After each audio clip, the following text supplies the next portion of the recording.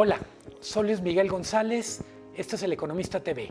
Me da mucho gusto presentar a María Marván, una de las autoras de Érase un país verde olivo, sobre militarización y legalidad en México. María, ¿cómo estás? Muy bien, Luis Miguel, muchísimas gracias. Gracias al Economista por recibirme en su casa.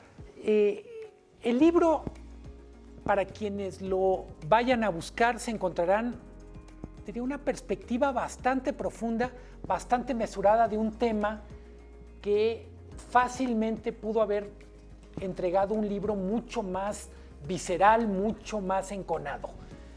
Es un intento por explicar desde lo legal, desde lo histórico, qué está pasando con la militarización. Me gustaría empezar con el primer tema, la militarización como un proceso que lleva varios años.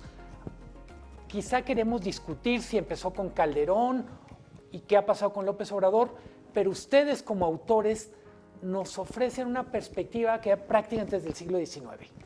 Mira, yo creo que en la perspectiva histórica justamente pasa lo que tú dices.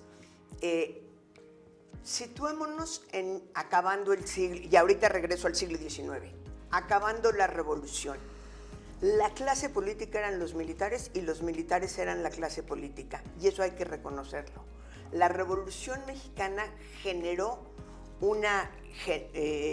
un grupo político que todos ellos habían pasado por tomar las armas en la revolución y de alguna manera haber conseguido un título militar que a veces se lo autodaban.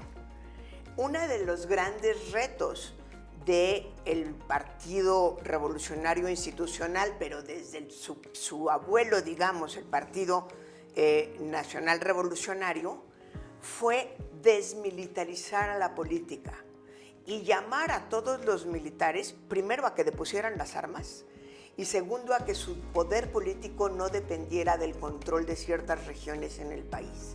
Y creo que eso es importante entenderlo porque de alguna manera los militares se disciplinaron, se profesionalizaron y salieron propiamente del campo político. De hecho, en algún momento dado, para poder ser gobernador militar, que hubo muchos, tenías que renunciar a ser militar en activo.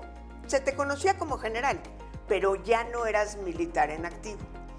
Esa historia, digamos, del siglo XX se combina con la que tú estás marcando desde el siglo XIX, que es una crónica ausencia de policías en el país. La ausencia de policía no empezó con el crimen organizado, no empezó, es decir, toda la vida, desde Porfirio Díaz por lo menos, hemos tenido un déficit muy importante en la formación profesional de policías y creo que así como hay que hablar del ejército en singular, hay que hablar de policías en plural, policías municipales, policías estatales, policías federales, policías de aduanas. En fin, son muchísimos los cuerpos policíacos que no fuimos formando y desde por lo menos los 50 el sustituto siempre era el ejército.